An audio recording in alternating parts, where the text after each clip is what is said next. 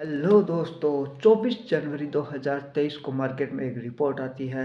जो रिपोर्ट पूरी दुनिया में और ख़ासकर इंडिया के अंदर एक भूचाल ले आती है और स्टॉक मार्केट में त्राहिमाम त्राहिमाम हो जाता है। क्या था इस रिपोर्ट में, किसके लिए थी ये रिपोर्ट और इस रिपोर्ट से इंडियन इकोनॉमी को क्या इफ़ेक्ट पड़ेगा और जिसके लिए ये रिपोर्ट है उसके ऊपर इस रिपोर्ट का क्या इफ़ेक्ट पड़ेगा, इसके बारे में चर्चा करने के लिए मैं आपके सामने प्रस्तुत हूँ। पूरी डिटेल स्टडी करके उस रिपोर्ट को आपके सामने प्रस्तुत करूँगा एक पूरे की समरी के तौर पे, जिससे आपको समझ में आएगा कि ये रिपोर्ट कितनी सही है, कितनी गलत है। जो इल्ज़ाम इस रिपोर्ट के अंदर लगाए गए हैं वो इल्ज़ाम कितने सही हैं, कितने गलत हैं। ये रिपोर्ट एक विदेश कंपनी, रिसर्च और इन्वेस्टमेंट और शॉर्ट सेलिंग कंपनी है हिंडनबर्ग, जिसने जाहिर की है ये रिपोर्ट अडानी ग्रुप के ऊपर। उनका मानना है कि अडानी ग्रुप के अंदर लाइबिलिटीज़ बहुत ज़्यादा हैं, एसेट्स कम हैं। लाइबिलिटीज़ ज़्यादा होने के कारण वो अपने लोन्स को दे नहीं पाएंगे, चुका नहीं पाएंगे, जिसकी वजह से इंडिया की इकोनॉमी में एक असर पड़ेगा। और उनका बोलना है कि जो अडानी ग्रुप है वो इलीगल तरीके से अपने ही पैसे को एक कंपनी से दूसरी कंपनी में, दूसरी कंपनी से तीसरी कंपनी में फ्लो करता जा रहा है। मतलब उनके पास कोई और कहीं से पैसा नहीं आ रहा है, बस वो अपने ही पैसे को अपनी ही कंपनी में इनडायरेक्टली मतलब फ्लो कर रहे हैं, जिससे उनके शेयर्स के प्राइस में लगातार चढ़ाव देखने को मिल रहा है। 24 जनवरी 2023 को ये रिपोर्ट आने के बाद में अडानी ग्रुप के शेयरों में त्राहिमाम त्राहिमाम मच गया। वो ऊपर से 20-20, 40-40%, इनफैक्ट 40-40% 2 दिन में करेक्ट हो गए। 25 जनवरी को, 26 जनवरी के दिन स्टॉक मार्केट बंद था, 27 जनवरी के दिन भी अडानी ग्रुप के शेयरों में एक खासा इम्पैक्ट देखने को मिला, जिसका जवाब देते हुए अडानी ग्रुप ने सामने से पलटवार करते हुए जवाब दिया है और 413 पेजेस की एक रिपोर्ट बनाई है, जिसमें उन्होंने हिंडनबर्ग से कुछ सवाल पूछे हैं, कुछ सवालों के जवाब दिए हैं। इन सवालों के जवाब में हम देखते हैं कि हिंडनबर्ग कंपनी, जो कि एक रिसर्च, इन्वेस्टमेंट और शॉर्ट सेलिंग कंपनी है, उसने अडानी ग्रुप से क्या सवाल पूछे हैं। उनका उनका बोलना है कि अडानी ग्रुप के अंदर अडानी अपने शेयरों को 75% खुद होल्ड करके बैठे हैं, मतलब प्रमोटर होल्डिंग है, और जो 25% मार्केट के अंदर अवेलेबल है शेयर्स, उनमें से भी 10% अडानी ग्रुप के पास ही हैं। मतलब उनको मानना है कि उनके शेयर्स, कंपनी है जो अपने होल्डिंग में से खुद के शेयर खुद ही होल्ड कर रही है, मतलब जो होल्डिंग में है वो भी, और जो मार्केट पे शेयर्स पड़े हैं उनको भी 10-10% खुद ही होल्ड कर रही है। और उनका दावा है, अ, उनका एक दावा ये भी था कि इंडियन इकोनॉमी इससे इफ़ेक्ट हो जाएगी। उनका दावा ये बता रहा हूँ मैं क्यों है, क्योंकि उनका बोलना है कि अडानी ग्रुप ने जो भी लोन्स लिए हैं वो इंडियन बैंकों से लिए हैं, इंडियन प्राइवेट बैंक, इंडियन सरकारी बैंक। अगर अडानी उस ग्रुप को मतलब उस लोन को अडानी ग्रुप नहीं चुका पाया तो इसका सीधा इम्पैक्ट इंडियन बैंकों पे आएगा। इंडियन बैंकों पे आने से इसका सीधा इम्पैक्ट इंडियन इकोनॉमी पे आएगा, क्योंकि इंडियन बैंक्स का पैसा ही इंडियन इकोनॉमी को बढ़ाता है। ठीक है। और उनका दावा था कि अडानी ग्रुप के अंदर कुछ कंपनीज हैं जिनमें कुछ लोन तो दे रखा है, ले रखा है, पर उसमें एसेट्स जनरेट नहीं हो रही है। देखिए, अभी सीधी सी बात है, अडानी ग्रुप का काम है जो इंफ्रास्ट्रक्चर का काम है, गैस का काम है, पेट्रोल का काम है, पोर्ट का काम है, एनर्जी सेक्टर का काम है, पावर सेक्टर का काम है। ये सभी सेक्टर एक ऐसे सेक्टर है जिसमें पहले इन्वेस्टमेंट करना पड़ता है, कुछ उसमें जो ज़रूरत की चीज़ें होती है वो करनी पड़ती है, वो बनानी पड़ती है, उसके बाद में वहाँ से एक इनकम जनरेट होती है। अभी एनर्जी सेक्टर का काम है, पावर सेक्टर का काम है, सोलर प्लांट का काम है, तो इंडिया धीरे धीरे एक मतलब सोलर प्लांट की तरफ अग्रसर हो रहा है। अगर ये एक तीव्र बदलाव इसमें आता है तो इसमें फर्स्ट इम्पैक्ट अडानी को ही पड़ेगा, अडानी ग्रुप को पड़ेगा, क्योंकि अडानी ग्रुप को इसका इम्पैक्ट पड़ेगा तो फिर इससे मोटी कमाई होगी। तो जो लोन अडानी ग्रुप ने लिया है वो लोन इससे आसानी से चुकाया जा सकता है और एक अच्छा कैश फ्लो जनरेट हो सकता है।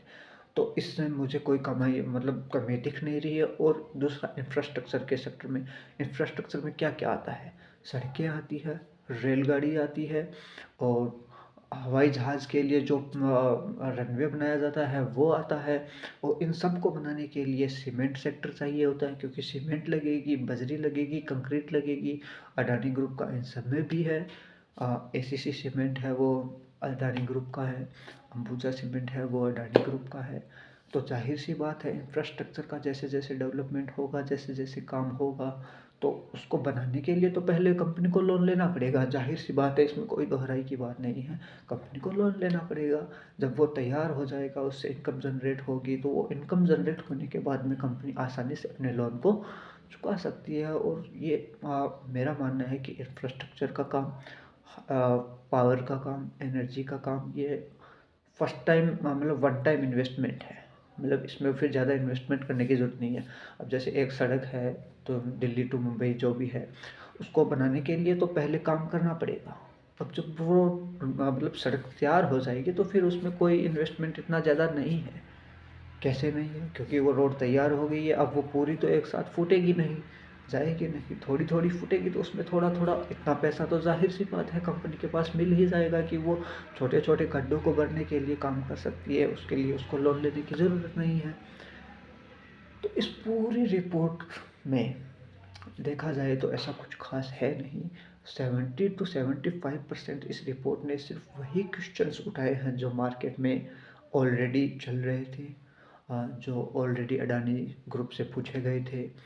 अडानी ग्रुप में मतलब वही कि अडानी ग्रुप का जो शेयर प्राइस है काफ़ी ज़्यादा ओवर वैल्यूड है, पीई रेशियो हाई है, बहुत ज़्यादा भाग चुके हैं, ऑल टाइम हाई पे हैं।